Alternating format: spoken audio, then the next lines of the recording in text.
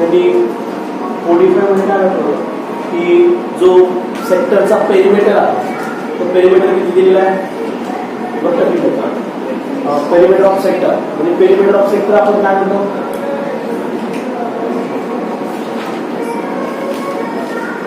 2r plus yes 2r plus yes काढला आपण okay 2r what is yes yes काय length of r yes is the length of r okay now त्यांनी काय म्हटलंय perimeter of sector of circle of area 25 square centimetre is 20 centimetre म्हणजे obviously हा total किती दिला आहे 20 plus 2r plus yes बरोबर ना पण आपल्याला त्यांनी रेडियस दिलेली आहे का नाही त्यांनी फक्त पेरिमीटर दिला एकच व्हॅल्यू दिली आणि दुसरी जी व्हॅल्यू दिली आहे ती सर्कलचा एरिया दिला आता सर्कलचा एरिया का दिलाय एरिया ऑफ सर्कल काय असतो एरिया ऑफ सर्कल काय असतो किती दिलेला आहे त्यांनी 25 पाय इक्वल्स टू पाय आर दोनचा पाय गेट कॅन्सल झाला तर आर स्क्वेअर किती आला मग आर स्क्वेअर किती आली 5 प्लस 5 बरोबर मग आर स्क्वेअर आली याच्यात पुट करा कोणाची व्हॅल्यू मिळेल yes length of R R okay मग पुट केल्यानंतर 20 is equals to 2 into 5 plus yes then 10 plus yes हा 10 इकडे आला हा 20 आहे 20 minus 10 is equals to yes therefore 10 is equals to yes म्हणजे कोण लेंथ ऑफ आर आर बरोबर ना आर्क लेंथ वरनं आपल्याला डायरेक्टली रेडियस आणि आर्क लेंथचा वापर करून आपण एरिया ऑफ सेक्टर काढू शकतो thus we have to take as area of sector formula काय half into r into yes half into r किती आहे into yes किती आला आणि we have to get 25 centimetre square world मध्ये स्क्वेअर सेंटीमीटर आहे सेंटीमीटर स्क्वेअर यानंतर world मध्ये आलं लक्षात एवढा आन्सर तुमचं बरोबर नंतर पुढच्या याच्यामध्ये फक्त त्यांनी विचारलेलं होतं की area of circle is 81 pi area of circle is 81 पाय सर्कलचा एरिया दिलेला होता आणि त्याच्यावर आपल्याला कोणाची व्हॅल्यू मिळेल कोणाची व्हॅल्यू मिळेल आरची व्हॅल्यू मिळेल 81 pi is equals to pi R square परत दोघांचा पाय कॅन्सल झाला 81 is equals to R square तर आरची व्हॅल्यू किती आली 9 सेंटीमीटर बरोबर ही रेडियस आहे त्या सर्कलची आता त्यांनी अँगल दिलेला आहे त्यांनी find the length of an arc subtending an angle of 300 degree at the center thus first of all his angle 300 degree now suppose that that's theta we have to convert them how to convert them pi by 180 that's cancel किती रे भाग जातोय 6 5 किती आला बरोबर नाव त्यांनी फक्त आपल्याला काय काढायला लावलंय फाइंड लेंथ ऑफ आर्क दोघं व्हॅल्यू काढायला आर्कची लेंथ पण आणि एरिया ऑफ सेक्टर मग पहिला फॉर्म्युला आर्क लेंथ सांगा आर इंटू थीटा आर किती आहे 9 इंटू थीटा किती आहे किराने भाग जातोय चला पुढे मल्टिप्लाय 15 पाय सेंटीमीटर बरोबर एक लक्षात घ्या की आपण हे जे चेंज करतोय किंवा या व्हॅल्यूज ज्या घेतोय या व्हॅल्यूज कशा घेतोय कशासाठी घेतोय कुठून आपण ऍडजस्ट करतोय हे लक्षात घ्या आपल्याला आर पण दिलेला होता थीटा पण दिलेला होता थीटा जो दिला तो डिग्री मध्ये होता रेडियन मध्ये कन्वर्ट करणार तो theta must be in radian theta radian मध्येच पाहिजे ज्यावेळेला आपण कॅल्क्युलेशन देणार त्यावेळेला ऍव्हरेज कशामध्ये पाहिजे रेडियन मध्ये नसेल तर त्याला कन्वर्ट करून द्यायचा डिग्री मध्ये दिला होता त्याला कशात कन्वर्ट केला आधी रेडियन मध्ये कन्वर्ट करा सेकंड एरिया ऑफ सेक्टर चला एरिया ऑफ सेक्टर म्हणजे half into R square into theta plus half into R square 9 into 9 into theta now भाग देऊन जायचे ओके now what product घ्या सांगा पटापट. कोण उरले त्यांचा प्रोडक्ट? 9 into 3 into 5.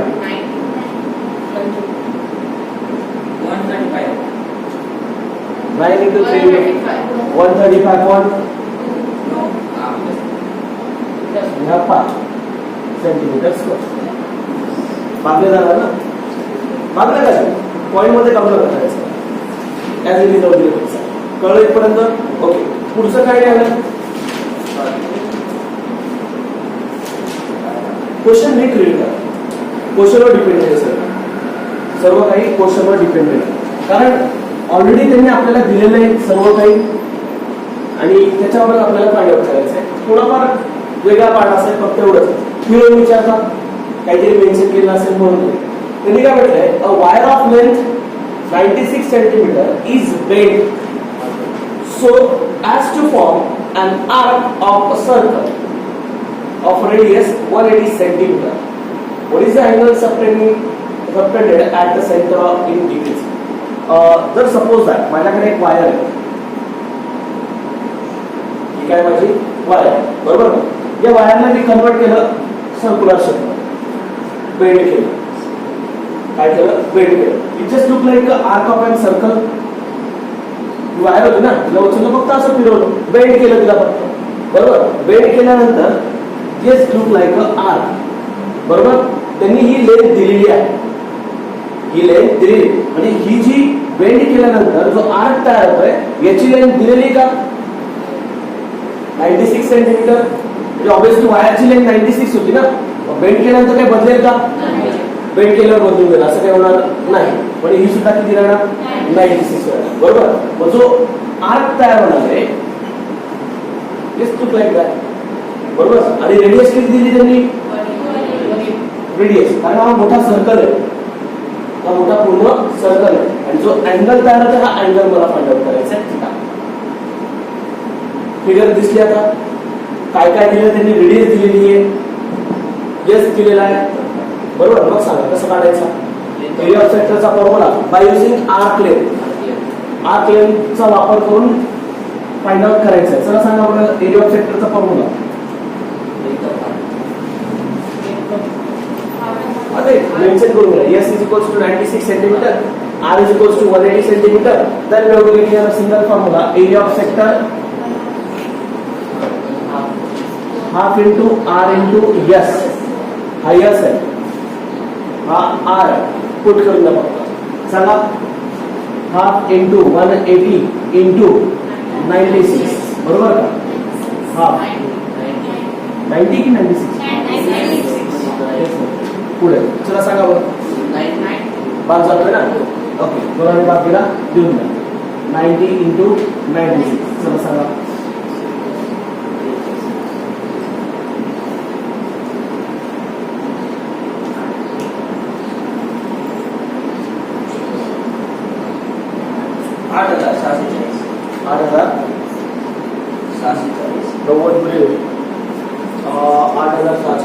ठीक आहे काही नाही. कारण 640 नक्की ना. कारण हा 90 आणि तो एक पुढचा 81 होईल आणि 86 गुणिले 6 90 गुणिले 7 वरचे. कारण मी 10च्या मल्टिपल मध्ये आधी मल्टिप्लाय करतो. 9 9 81 होते आणि 9 7 9 7 54 आणि वरचे जे उरले बरोबर डायरेक्टली ऍडजस्ट करू. किती येत आहे? 10 सेंटीमीटर. एवढं सेटच कॅल्क्युलेट करायचं.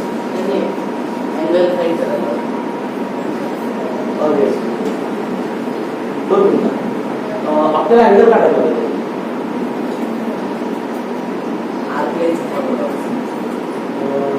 आपल्याला थिटा मिळतो का? याचा पण गरज पडणार. एस इज इक्वल्स टू काय? एस दिलेला आहे 96, आर किती आहे 180 आणि थिटा फाइंड आउट करायचा आहे. आणि 180 इकडे त्याला डिवाइड होते 96 upon 180 is equals to theta. Okay, theta must be in radian. जी पण व्हॅल्यू निघेल ती रेडियन मध्येच निघेल. आपण फाइंड आउट करतो ना, म्हणजे हा जो पण फाइंड आउट तो कशात निघेल? रेडियन मध्ये. मग सिम्पली ना डिग्री मध्ये पाहिजे ना आपल्याला. मल्टिप्लाय करा 180 अपॉन पाय.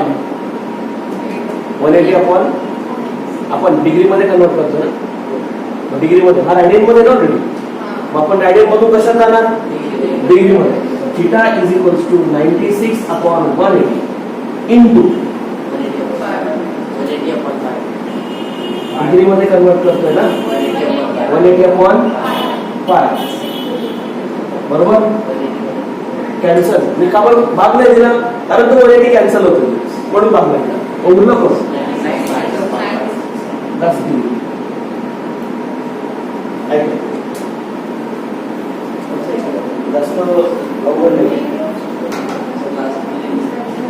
ते रेशोचं नाही आलं काय? 48 नंबर रेशोचं फक्त आपण मागच्या वेळेला जे केलं होतं ते दिलं. रेशोचं आलं का? रेशोचं एक एक्झाम्पल दिलं होतं.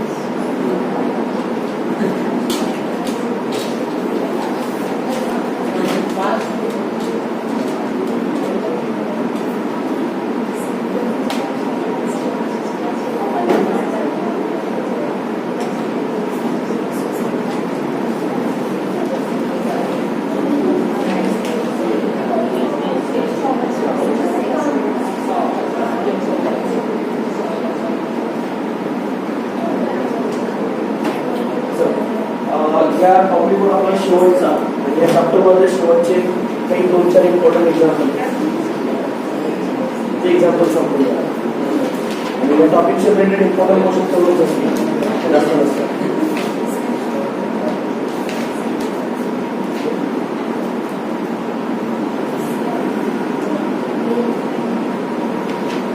चला राईट करा. पण लक्षात घ्या, मी काल तुम्हाला एवढं सांगितलं होतं की एरिया ऑफ ट्रायंगलच्या रिलेटेड काहीतरी कन्सेप्ट लागणार. एरिया ऑफ ट्रायंगलच्या related concept. Just we have to start a new chapter tomorrow. उद्यापासून आपले नवीन चॅप्टर स्टार्ट आहे आणि याच्यातले फक्त सिलेक्टेड 2-3 एक्झाम्पल आहेत की जे महत्वाचे आहेत, 4 मार्काचे सिलेक्टेड. आतापर्यंत जो आपला टॉपिक तो कोणता होता सगळा लक्षात येतोय? सुरुवातीपासून. सुरुवातीला जी एक्सरसाइज घेतली पहिली एक्सरसाइज, पहिल्या एक्सरसाइज मध्ये पहिला टॉपिक पूर्णपणे होता. कोणता? स्टँडर्ड पोझिशन मधला होता, कोटर पिनल अँगलचा होता, कुठे आपण पुट करतो, क्वाड्रंट होते, कुठल्या क्वाड्रंट मध्ये कोणता अँगल होतो तो एक महत्वाचा भाग होता. नंतर degree to radian, radian to degree. नंतर त्याच्या रिलेटेड आपण एक्झाम्पल कोणते घेतले होते? डिग्री रेडियन डिग्री मध्ये कन्वर्जन झाल्यानंतर आपण याच्यासाठी पण आता मेजरमेंट करू शकतोय. डिग्री मिनिट सेकंड्स मध्ये युनिट मेजरमेंट होतं, बरोबर ना? त्याचं कन्वर्जन करताना आपण काय काय करतो हे लक्षात असू द्या. कारण एक एक पार्ट महत्वाचे होतं. कारण जेवढं आपण त्याच्यामध्ये डीपली घुसणार तेवढं क्लिअरली होतं. आणि जेवढं हे चॅप्टर क्लिअर आहे त्याच्यापेक्षा पुढचं चॅप्टर सोपं आहे जर हे चॅप्टर क्लिअर झालं. कारण पुढचं चॅप्टर असं आहे की जे तुम्ही 9th ला 10th ला तुम्हाला चांगलं माहिती, ट्रिग्नोमेट्री, बरोबर ना? ट्रिग्नोमेट्री एक फर्स्ट चॅप्टर आहे, बरोबर ना? त्या चॅप्टरला आपल्याला सोपं करायचं. ते सोपं करण्यासाठी आधी ह्या कन्सेप्ट आपल्याला क्लिअर लागते. आणि जेवढं तुम्ही इथे जास्तीत जास्त रफ वर्क करशाल, म्हणजे फॉर एक्झाम्पल रेडियन काय, डिग्री काय, एवढं जरी डोक्यात व्यवस्थित ठेवलं ना, कारण कन्वर्जन आपल्याला चांगलं जमवायला पाहिजे, बरोबर. मी तुम्हाला 0 पासून तर 360 पर्यंतचे सर्व अँगल्स रेडियन मध्ये कन्वर्ट करून ठेवायला लागले, बरोबर ना? रेडियन मध्ये का कन्वर्ट करून ठेवायला लागले? कारण पहिल्या क्वाड्रंट मध्ये कोणते अँगल येतात? सेकंड क्वाड्रंट मध्ये कोणते येतात, थर्ड मध्ये कोणते येतात, फोर्थ मध्ये कोणते येतात, किंवा ऍक्सिसवर क्वाड्रॅन्टल अँगल कोणाला म्हणायचं. जर आपल्या डोक्यात ट्यूब पेटली की याला क्वाड्रॅन्टल म्हणायचं, या क्वाड्रंट मध्ये एवढे अँगल असतात, या क्वाड्रंट मध्ये एवढे अँगल असतात, फर्स्ट मध्ये, सेकंड मध्ये, थर्ड मध्ये. आपल्याला जर व्यवस्थित मेन्शन करता आलं तर पुढचं चॅप्टर निम्म्याच्यावर तिथेच क्लिअर होतं. पण फक्त एवढंच की तिथे नवीन चॅप्टर मध्ये आपल्याला काय लागणार आहे, थोडासा ऍडव्हान्स पार्ट लागेल की आपल्याला त्या ठिकाणी डिग्री मेजर्स काढायचे. काय काढायचे? मेजर्स. म्हणजे फॉर एक्झाम्पल आपल्याकडे ट्रिग्नोमेट्रिक फंक्शन आहे, 6 ट्रिग्नोमेट्रिक फंक्शन्स आहेत, बरोबर ना. साइन, कॉस, टॅन, कॉट, सेक, कोसाइन, बरोबर. 6 ट्रिग्नोमेट्रिक फंक्शन आहे. माहिती आहे होते कधी काय आपल्याला 1947 च्या आसपास होते ना, होते का? आठवत असं काही हा हो असं नका सांगू. होते कधी एकच वर्ष 10वी ते 1947 आत्ताच झाली ना. ते एवढे 6 फंक्शन्स होते. त्यांना कसं फाइंड आउट करायचं, त्यांना कोणत्या कोणत्या प्रकारे घेतलं जातं, जे तुम्ही 10th ला नाही शिकलात त्याच्यापेक्षा बेसिक लेवलला इथे शिकायचं. ओके. आणि नंतर तुम्ही काही 10th ला एक टेबल बघितलं असेल तुमच्या पुस्तकात, 0 degree, 30 degree, 45 degree, 60 degree, 90 degree. त्याच्या पुढे गेलेला नाही, तिथपर्यंतच केलं. त्याच्यानंतर तुम्ही सप्लिमेंटरी कॉम्प्लिमेंटरी अँगल बघितले असतील, बरोबर ना. त्याच supplementary complementary sum of two angles will be 90, that we called as a complementary. Sum or difference दोघं चालतं. Sum or difference of two angles will be 90, then we have to get a complementary angle, बरोबर ना. आणि जर addition 180 असेल तर supplementary म्हणायचं. आणि त्यांचाच आता एक्झॅक्टली इथे यूज करायचा आहे. आणि कसं माहिती का, ट्रिग्नोमेट्री म्हणजे काय की आपण जे प्युअर स्टडी राहतो trigonometry. Trigon means 3 and metry means geometry. That's trigonometry. 3 sides. Triangle have 3 sides, 3 angles. You have to study about a triangle and 3 sides, 3 angles with related with geometry. बरोबर ना. Trigonometry म्हणजे आपल्याला ती trigonometry शिकायची. लक्षात घ्या. त्याच्या व्यतिरिक्त आपल्याला काही जास्त त्याच्यात डीपली जायचं नाही. 3 गोष्टी महत्वाच्या, ऍडजस्टंट, अपोजिट, ऍडजस्ट, हायपोटेन्यूज. या 3 गोष्टी महत्वाच्या, बरोबर ना. त्याच्यावरनं आपण ते ट्रिग्नोमेट्री मधला एक पार्ट फाइंड आउट करतो. मग त्याच्यामध्ये आपल्याला थोडंसं डीप मध्ये जायचं आहे. मग त्याच्यामध्ये आपल्याला 2 थेरम लागतात. त्याच्या आपण ज्या वेळेला ते अँगल मेजरमेंट करणार ते 2 दिलेलं आहे. जो टेबल आहे ना, तो टेबल तुम्ही 0 to 90 केला आणि आपल्याला 0 to 360 करायचं आहे. क्लॉकवाईज पण अँटी क्लॉकवाईज पण. पाठ करण्याची गरज नाही. तुम्ही तो टेबल रट्टा मारायचा, बरोबर. तो टेबल रट्टा मारण्याची गरज नाही. त्याला एकदा जर कसं फाइंड आउट केलंय, फर्स्ट क्वाड्रंट मध्ये, सेकंड मध्ये आहे, थर्ड मध्ये की फोर्थ मध्ये, कारण आपल्याला 4ही क्वाड्रंट मधल्या व्हॅल्यूज काढायच्या. मग त्याच्यासाठी महत्वाचं मी तुम्हाला परत परत तेच सांगतोय.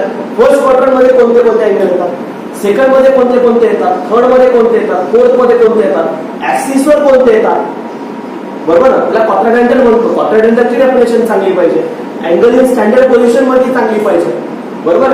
सर्कलचं इक्वेशन माहिती पाहिजे. जर सर्कलचं इक्वेशन चांगलं माहिती असेल तर आपल्याला तिथे यूज करता येईल. कारण सर्कल या 3 गोष्टी सोडणार नाही तुम्हाला. स्टँडर्ड पोझिशन, स्टँडर्ड पोझिशन मध्ये व्हर्टेक्स ओरिजिन असेल, पॉझिटिव्ह एक्स ऍक्सिसचा इनिशियल आर्म असेल, सोडेल काय नाही. स्टँडर्ड पोझिशन म्हटली की या 2 गोष्टी फिक्स आहेत. आणि तिसरी गोष्ट त्याच्यामध्ये अजून ऍड होणार ती म्हणजे सर्कल. कोणती गोष्ट ऍड होणार? सर्कल. सर्कल, तो सर्कल सेंटर त्याचा कुठे असेल? ओरिजिन असेल. सेंटर कुठे असेल? ओरिजिन. आणि त्या सर्कलची रेडियस ही 1 असेल, कायम फिक्स असेल, कायम, बरोबर ना. ज्या ज्या ठिकाणी आपण हे अँगल्स काढणार, ज्या ज्या ठिकाणी आपण ट्रिग्नोमेट्री घेणार, त्या सर्कल मध्ये अजून एक आपल्याला प्रत्येक वेळेला ट्रायंगल तयार करायचा. सर्कल मध्ये आधी काय आला? आधी काय आला? स्टँडर्ड पोझिशन ना.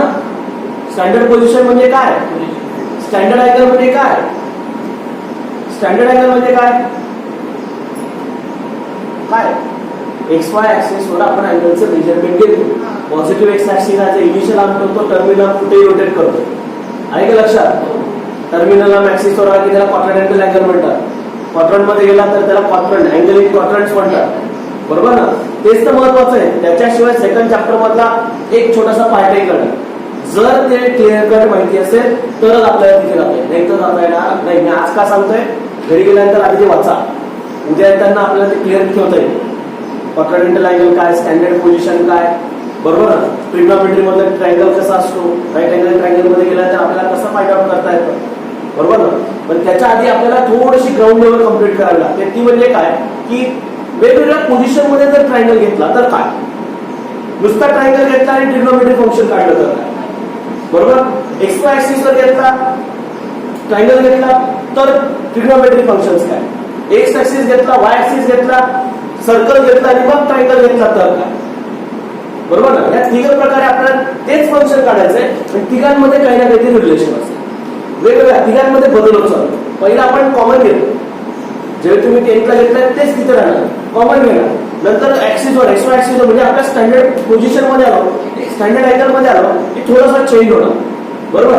आणि त्याच्यात युनिट सर्कल आणला की त्याच्यात एक शेवटचा अजून एक बदल होतो. तो एकदा बदल झाला त्यानंतर मग तिथून पुढे कंटिन्यू करतो. तो एकदा कळला तिथून पुढे आपल्याला कंटिन्यू करायला अडचण येणार नाही. पण एक लक्षात घ्या, आपण 0 to 360 च्या अँगल म्हणजे आपल्याकडे जवळपास टोटल अँगल जर विचार केला तर अँटी क्लॉकवाईज सांगतोय 0 to 360. पहिल्या क्वाड्रंट मध्ये 3, सेकंड मधले 3, तिसऱ्या मधले 3 आणि चौथ्या मधले 3. किती झाले 12 अँगल. किती झाले 12 अँगल. आणि ऍक्सिस वरचे 0 डिग्री 90 डिग्री 180 डिग्री 270 डिग्री आणि 360 डिग्री डोळ्यासमोर व्हिज्युअलाइज झाला पाहिजे. फिगर एक्स वाय ऍक्सिस ही फिगर डोळ्यासमोर तुमची प्रत्येकाला असायला पाहिजे. स्टँडर्ड पोझिशन, बरोबर. तिथे युनिट सर्कल, सर्कल सेंटर कुठे त्याचा, ओके. त्याच्यामधला हा 0 डिग्रीचा अँगल असतो, इथे 90 डिग्रीचा असतो, इथे 180 डिग्रीचा असतो, इथे 270 डिग्रीचा असतो आणि इथे परत 360. 0 डिग्री 360 एकाच ठिकाणी. ही डोळ्यासमोर फिगर आलंच काय फिक्स पाहिजे, चेंज व्हायला नको. आलं की त्यानंतर पहिल्या क्वाड्रंट मध्ये कोणते कोणते अँगल्स, हे क्वाड्रंटल आहे सर्व, हे सर्व कोणते क्वाड्रंटल. पहिल्या क्वाड्रंट मध्ये अँटी क्लॉकवाईज रोटेशन मध्ये कोणते कोणते आहेत, दुसऱ्या क्वाड्रंट मध्ये कोणते, तिसऱ्या मध्ये कोणते, चौथ्या मध्ये कोणते. त्याच पद्धतीने क्लॉकवाईज डिरेक्शन मध्ये सुद्धा त्याच पोझिशन मध्ये क्लॉकवाईज. आता ऑब्व्हियसली बघायला गेलं तर 45 डिग्री नुसता 45 घेतला कुठल्या क्वाड्रंट मध्ये येतो, फर्स्ट वन. पण जर -45 घेतला तर कुठे येतो, फोर्थ मध्ये येतो. लक्षात घ्या व्हॅल्यू पूर्णपणे बदलणार, कारण क्वाड्रंट वाईज व्हॅल्यू मला बघायची. क्वाड्रंट वाईज ह्या क्वाड्रंट मध्ये तुम्ही आतापर्यंत जेवढ्या पण व्हॅल्यू काढणार तेवढ्या व्हॅल्यूज ह्या वेगळ्या पद्धतीच्या म्हणजे काय सर्व पॉझिटिव्ह असतात. तुम्ही ज्या फाइंड आउट केलंय, बरोबर ना. तुम्ही फाइंड आउट करताना साईनची व्हॅल्यू काढता, बरोबर. साईनची व्हॅल्यू 0 पासून तर 1 कडे जाते, इन्क्रीजिंग डिक्रीजिंग फॉर्म असतो. हळूहळू जसं जसं ती असते ती कशी वाढते का वाढते ते आपण तिथे सांगितले, वाढत असते. आणि त्याच ठिकाणी कॉसची कमी कमी होत असते, कारण जर तुम्ही साइन 0 घेतला तर 0 येते माहिती का. साइन 0 ची व्हॅल्यू, साइन 0 ची व्हॅल्यू 0 आहे. ती काय येते कशासाठी येते ते मी सांगेन तुम्हाला डिटेल्स मध्ये, तिथेच कळून दे का 0 येते, बरोबर. 0 पासून साइन 0 ची व्हॅल्यू 0 आणि साइन 90 ची व्हॅल्यू 1 असते. साइन 90 ची व्हॅल्यू 1 असते. मग इकडनं असं जसं जसं इंक्रीज होत चालतो तसंच पुढे लगेच 1/2 1/2 3/2 and then 1 अशा व्हॅल्यू जातात. आणि कॉसची जर व्हॅल्यू घेतली तर ती डिक्रीज होते इकडनं, ओके. कॉस म्हणजे इकडनं जर बघितलं कॉस 0 इज 1 इकडनं हळूहळू अशी डिक्रीज होत कॉस 20 ला 0 आहे. पण या व्हॅल्यू 0 आहे. फर्स्ट क्वाड्रंट व्यवस्थित कळला तर बाकीच्या क्वाड्रंट मधल्या व्हॅल्यूज आपल्याला त्याच ट्रेंडने त्याच पद्धतीने काढता येतात. त्याच्यासाठी 2 थेरम लागतात, 30 60 90 45 45 90 हे 2 थेरम तुम्हाला. त्या 2 थेरम शिवाय तुम्हाला 0 पासून 360 2 शिवाय पर्याय नाही. 2 थेरम शिवाय पर्याय नाही. तेवढं एक मोठा जो टेबल तयार होईल ना 0 to 360 मधला किंवा निगेटिव्ह अँगलचा जो पण तयार होईल तो सर्व टेबल या 2च थेरमवर तयार करायचा. 2 थेरम डोक्यात फक्त तेवढा एक थेरम. 30 डिग्रीच्या समोरची कोणती व्हॅल्यू असते, 60 डिग्रीच्या समोरची कोणती असते. 45 चा विषय झाला कारण दोघं सारखे आहेत. 1/2 इंटू हायपोटेन्यूज या फॉर्म मध्ये हे वाचून ठेवायचं. आलं लक्षात. ट्रिग्नोमेट्री ही एक अशी कन्सेप्ट आहे की जी एकदा जर कॉन्सन्ट्रेटली जर तुम्ही विचार केला ना, आता फॉर एक्झाम्पल तुम्ही बसल्यानंतर तुम्ही फक्त जे मी बोलतोय त्याच्याकडे जर कॉन्सन्ट्रेटली विचार केला, त्याला व्हिज्युअलाइज केला ना तर ती डोक्यातून जाणार नाही. आणि ती जर एकदा डोक्यात घुसायला लागली की मग समजून घ्यायचं की आपल्याला इझी आहे, एकदम इझी आहे. ट्रिग्नोमेट्री कसं हार्ड जातं मग बघू. ट्रिग्नोमेट्री हार्ड जाणार नाही, तेवढं इझी पण फक्त एवढंच की त्याला सुरुवातीपासून ट्रॅक करावं लागतं, हे लक्षात असतं. पण मी जे सांगितलंय ते अधिक क्लिअर ठेवा. कळतंय? एक्झाम्पल घ्या.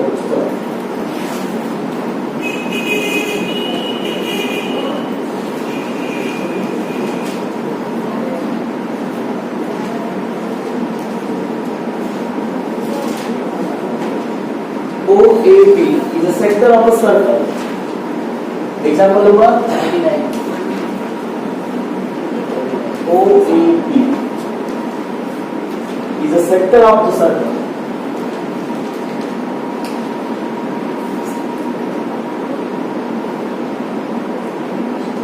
Is a sector of the circle having center at O.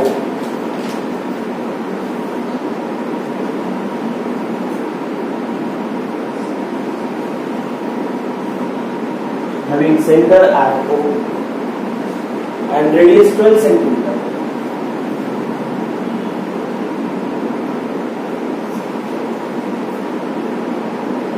If measurement of angle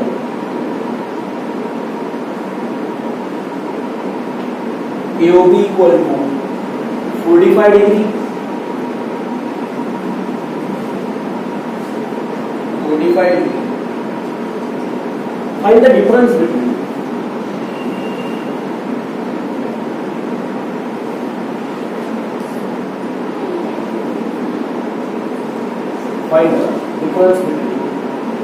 area of sector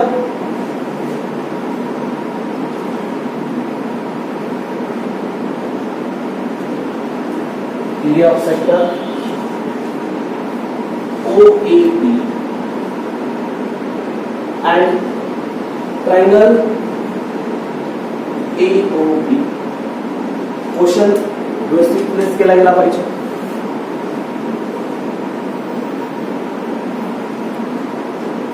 व्यवस्थित ऍडजस्ट झाला पाहिजे. आपण काय दिलं ते व्यवस्थित समजून घेतलं पाहिजे.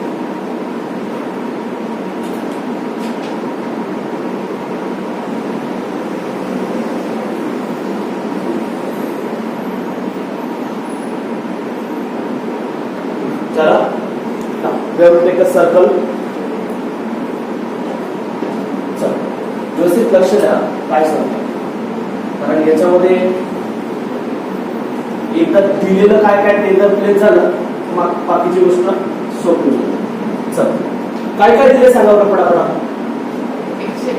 OAB हा सेक्टर, बरोबर. सेंटर O घ्यावा लागेल. इथे एक पोझिशन घेऊ आपण आणि इथे एक पोझिशन. हा A असेल, हा B असेल. म्हणजे जर जॉईन केलं तर हा काय तयार झाला माझा सेक्टर तयार, बरोबर ना. OAB एवढं, बरोबर. चल, पुढे त्यांनी काय सांगितलंय, नाव रेडियस किती दिली आहे, बरोबर का. हे दिले त्यांनी. ओके, पुढे तुला लक्ष द्यायचं. मेजरमेंट किती आहे, अँगल किती आहे, 45 म्हणजे किती, by using converting the 45 degree to a radian, convert करून 45 degree convert केला, multiply by pi by 180 plus pi by 4 radian. इथेच काय करतो ते नंतर आपल्याला कळतं. ओके, मी फक्त समजून सांगतो. झालं इथपर्यंत. ओके, त्यांनी काय विचारलंय, find the difference between the area of a sector OAB and triangle AOB. AOB म्हणजे आपल्याला ऑब्वियसली काय करावं लागेल, जोडा, ट्रायंगल फॉर्म करावा लागेल ना. तो सेक्टर होता त्यावेळेला ट्रायंगल होता का, तो नाही. मग आता ज्यावेळेला मी A आणि B जोडला त्यावेळेला हा एक ट्रायंगल पण तयार झाला, बरोबर ना. मग हा ट्रायंगल AOB याच्यातला आणि हा सेक्टर कोणता एरिया होता, कोणाचा एरिया होता, सेक्टरचा की ट्रायंगलचा, सेक्टरचा. मग सेक्टरच्या एरियामधून ट्रायंगलचा एरिया काय करायला लावलाय, डिफरन्स. ऑब्विसली कोणता एरिया काढायला लावला, हाच एरिया काढायला लावलाय का. म्हणजे खरं म्हणायला डिफरन्स बिटवीन म्हटलंय ना. एरिया ऑफ सेक्टर मोठा आहे आणि ट्रायंगलचा एरिया लहान आहे. दोघांचं काय घ्यायचं आहे, सबट्रॅक्शन घ्यायचं आहे. म्हणजे एवढा एरिया मला फाइंड आउट करायचा. हाऊ टू फाइंड दिस. हा काढून घ्यायचा. सेक्टरचा निघाला सर. ठीक आहे, सेक्टरचा निघाला. सेक्टरचा एरिया काय? Area of sector formula half into R square into theta. That's half into r 12. That's 12 is 144. Theta is, मी रफली करतोय, मी फक्त समजून सांगतोय की काय करायचं. तर भाग द्या 72. यांच्याने द्या नव्हतं किती?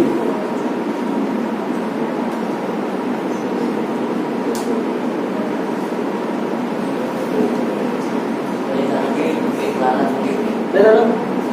4 आपण 34 नक्की.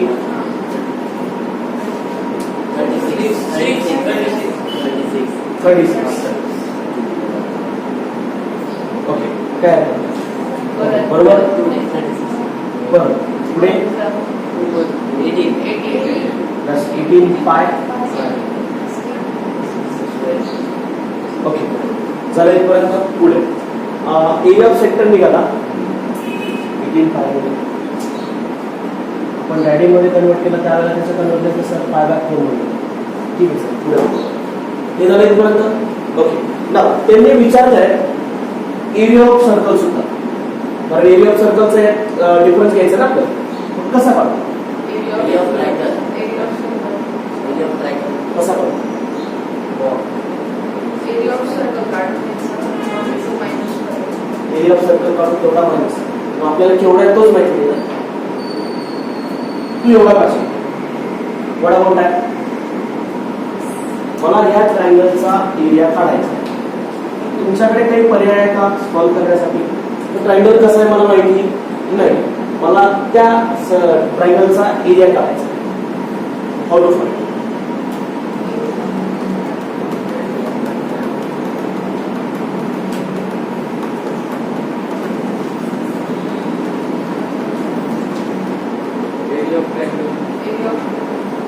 हा पण एरिया ऑफ ट्रायंगलला काय लागेल?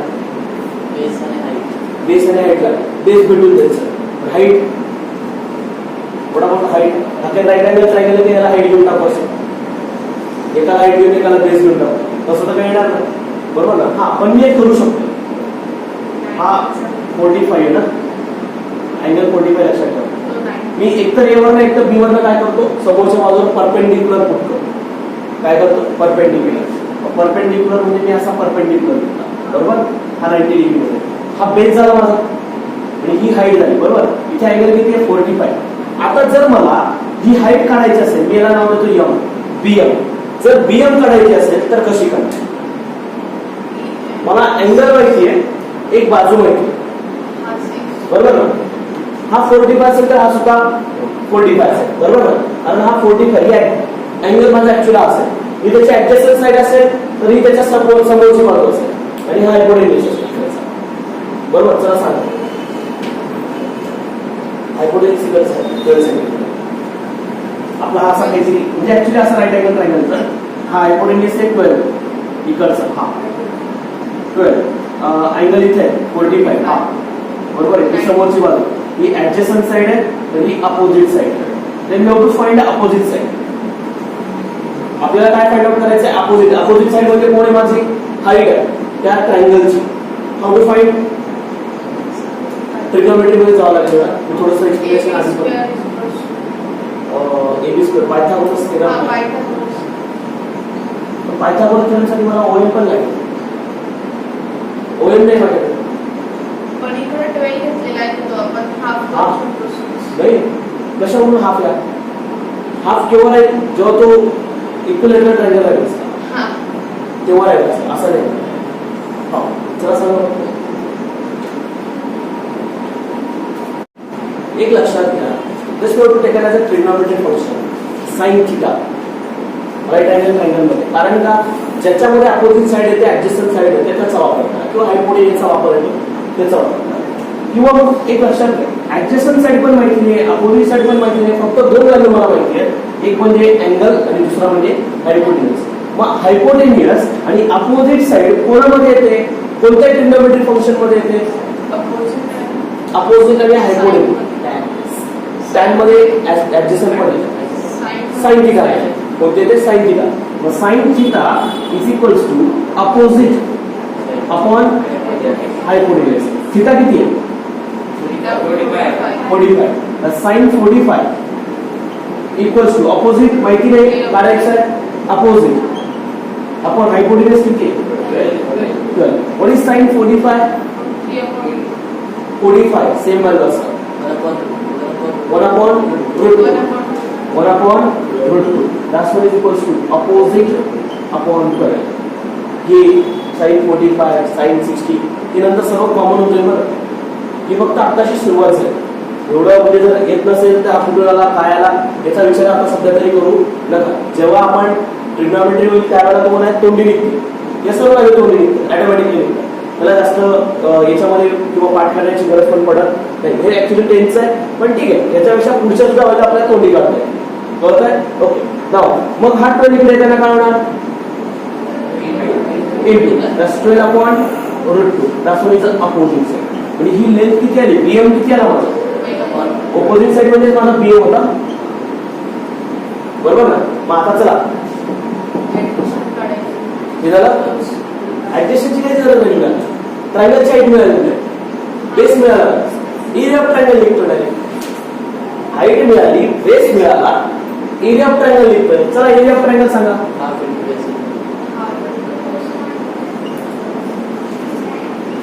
Half into base into height.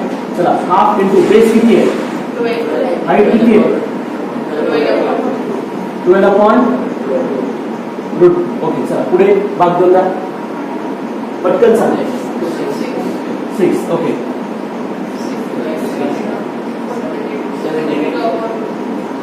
असं count root 2. Actually that's not a my answer इधर. कारण तुम्ही जर रिअल नंबर शिकला असाल तर रिअल नंबर मध्ये डिनॉमिनेटरला अंडररूटची व्हॅल्यू कधी ठेवत नाही. अंडररूट मध्ये टर्म कधी राहू देणार नाही. मग त्या अंडररूटच्या टर्मला जर आपल्याला काढायचं असेल तर त्याच व्हॅल्यूने मल्टिप्लाय आणि डिवाइड करायचं. त्याच व्हॅल्यू मल्टिप्लाय आणि डिवाइड. मल्टिप्लाय डिवाइड केल्यानंतर बघा 72 root 2 upon root 2 into root 2. Multiply divide केलं रूट 2 कारण डिनॉमिनेटर. कारण हे तुमचं फायनल आन्सर राहणार नाही. ओके ना. मग रूट 2 इंटू रूट 2 किती झाला? 72 रूट 2 अपॉन 2. भाग जातोय किती होतं? 36 रूट 2. मग ऑब्विसली झालं इथपर्यंत माझं सोल्युशन. दोघं व्हॅल्यू निघाल्या. एरिया ऑफ सेक्टर 18 पाय मधून याला काय केलं मी? सबट्रॅक्ट केलं. संपलं. इथे रिड्यूस करायची गरज हे कळत आहे दोघं पण. मी फक्त रफली सांगितलं डिटेल्स मध्ये उद्या लिहून ठेवतो. आलं लक्षात? तुमच्या पुस्तकात चुकलेला